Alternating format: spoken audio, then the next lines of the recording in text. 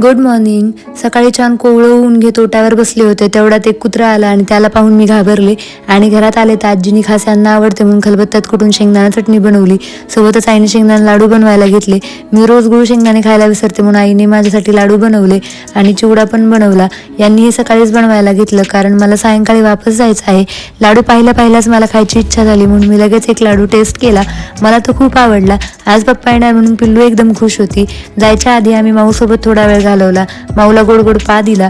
आयत्या वेळी गडबड नको म्हणून मी आधीच सगळ्या बॅग रेडी केल्या.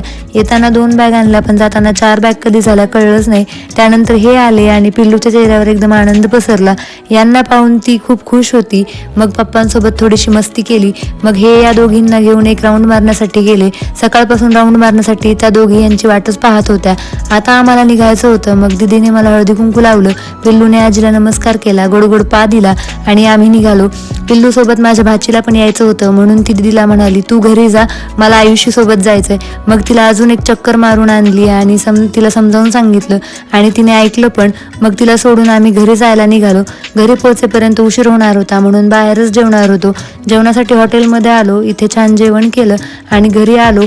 घरात येऊन पाहते तर किचनची अशी काहीशी हालत झालेली.